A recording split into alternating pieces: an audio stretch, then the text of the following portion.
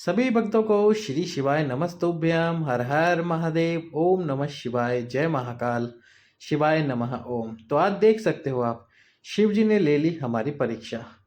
जिस जगह पे प्रतिदिन हम पूजा करते थे, 5 कंकर वाली और एक शिवलिंग का निर्माण करके पूजा करते थे, उस पूजा को आज हम उस स्थान पर नहीं कर पाए। बेलपत्री के वृक्ष के नीचे प्रतिदिन हम इस पूजा को कर रहे थे, लेकिन आज भगवान शंकर ने इतनी बारिश करवा दी हमारे शहर में कि हर जगह पर पानी पानी हो गया। तो फिर हमने निश्चय किया कि हम इस पूजा को आज हमारे घर पर जो गमला है उसके अंदर करेंगे। जैसा कि मैं आपको पहले भी बता रहा था कि इस पूजा को आप या तो किसी वृक्ष के नीचे या फिर आप इस पूजा को आपके घर में कोई गमला हो उसके अंदर कर सकते हैं। ये है हमारे घर के शिव जी, जिन पर हम प्रतिदिन जल अभिषेक करते हैं और गाय का दूध अभिषेक करते हैं, गाय के दूध से अभिषेक करते हैं। तो फिर हमने आज गमले के अंदर ही 5 कंकर रखकर और पार्थिव शिवलिंग मिट्टी को उठाकर शिवलिंग बनाने वाली पूजा करने का निर्णय सोचा, क्योंकि हम इस नियम को तोड़ नहीं सकते।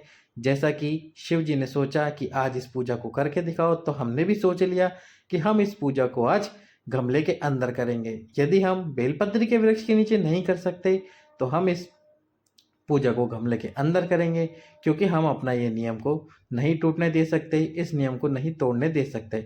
और कहते हैं ना, गुरु जी भी कहते हैं अपनी कथा में कि शिव जी परीक्षा लेते हैं। तो आज हमारी परीक्षा का ही दिन था कि किस प्रकार से हम इस पूजा को संपन्न कर सकते हैं और आपके सम्मुख में इस वीडियो को रख सकते हैं। यदि आज हम पूजा नहीं करते तो कल इस वीडियो को नहीं अपलोड कर सकते थे। तो इसलिए हमने सोचा कि आज हम इस पूजा को गमले के अंदर करेंगे। पूरी जगह बरसात और पानी होने की वजह से भी हम इस पूजा को नहीं कर सकते थे, पर हमारा निश्चय दृढ़ था कि हम इस पूजा को करेंगे, सावन के इस नियम को टूटने नहीं देंगे। तो हमने सावन का ये नियम टूटने नहीं दिया और आज इस पूजा को गमले के अंदर किया।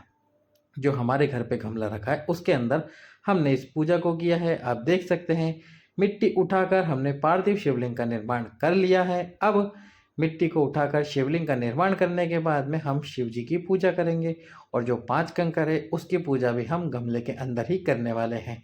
सबसे पहले जैसे हम प्रतिदिन पूजा करते हैं उसी प्रकार पार्थिव शिवलिंग का निर्माण करके पूजा करेंगे। आज ज़्यादा वस्तुएं समर्पित नहीं कर पाए, क्योंकि बारिश की वजह से और जल भराव की वजह से हम ज़्यादा वस्तुएं नहीं ला सके। केवल और केवल पीपल के पत्ते और बेलपत्री हम समर्पित कर पाए। बाकी हमने इस पूजा को गमले के अंदर आज करके दिखा दिया है आपको। यदि आपके घर पे गमला है, पॉट है, जिसके अंदर आपने कोई वृक्ष लगा रखा हो, उसके अंदर आप इस पूजा को कैसे कर सकते हैं आज के इस वीडियो में देख लीजिए। किस प्रकार से आपको इस पूजा को करना है आप देख लीजिए। सबसे पहले जल अभिषेक किया। जल अभिषेक करने के बाद में हम एक वस्तु भूल गए थे, हमने चंदन लगा दिया भगवान शंकर को और दूध अभिषेक करना भूल गए। फिर से हमने भगवान शंकर को दूध अभिषेक किया, फिर जल अभिषेक किया और उसके बाद में फिर हमने चंदन लगाया। तो इस प्रकार से हमने इस पूजा को प्रारंभ करा। गमले के अंदर ही शिव जी को चंदन लगाकर और पूजा को प्रारंभ करा। ये पूजा हमने बताया है आपको। यदि आप पहली बार देख रहे हो इस पूजा को, मेरी आवाज़ को पहली बार सुन रहे हो, तो वीडियो को लाइक करके चैनल को सब्सक्राइब कर दीजिए। वीडियो को अधिक से अधिक लोगों के पास में शेयर कर दीजिए। और इसके साथ ही जो बचे हुए दिन हैं सावन के, उसमें आप इस पूजा को कर सकते हैं।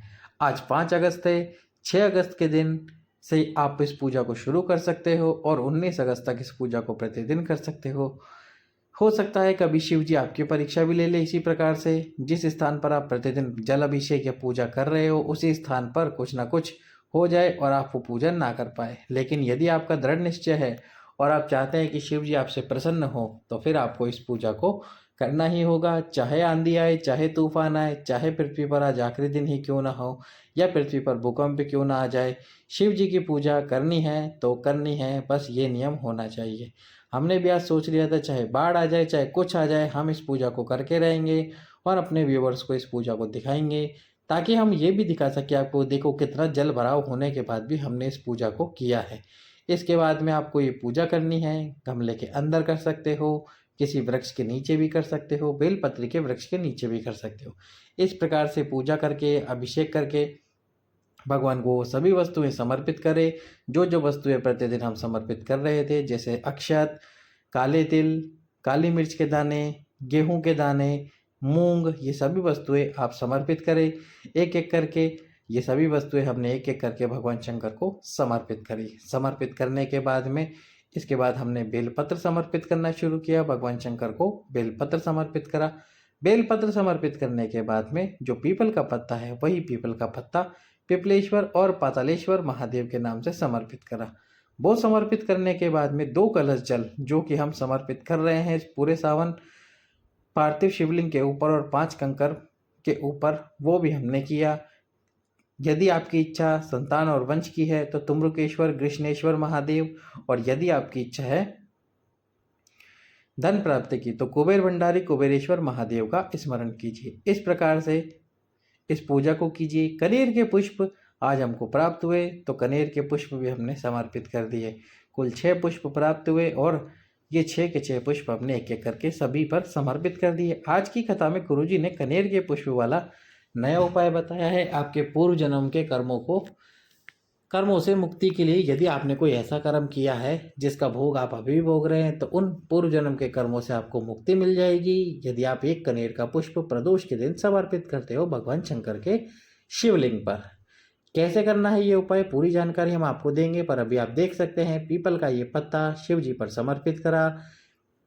साथ में 5 कंकर के ऊपर भी हमने पीपल का पत्ता समर्पित करा। वृक्ष के नीचे तो ये पूजा अच्छे से हो जाती है क्योंकि स्पेस जगह ज़्यादा होती है, लेकिन गमले में इस पूजा को करना थोड़ा मुश्किल कार्य होता है और सभी वस्तुएं समर्पित करना भी मुश्किल हो जाता है क्योंकि धीरे से थोड़ी ही देर में गमला पूरी तरह से भर जाता है। फिर हम इस पर पूजा किस प्रकार करें, पर कोशिश करके करके हमने इस पूजा को संपन्न करा और फिर 2 कलश जल जो कि हम समर्पित करते हुए आ रहे हैं समर्पित करा। इसके बाद हमने दीप प्रज्वलित करा और जैसा कि मैंने आपको बताया जो चंदन हम लगाते हैं शिव जी को, उस चंदन का टीका अपने मस्तक पर लगाया।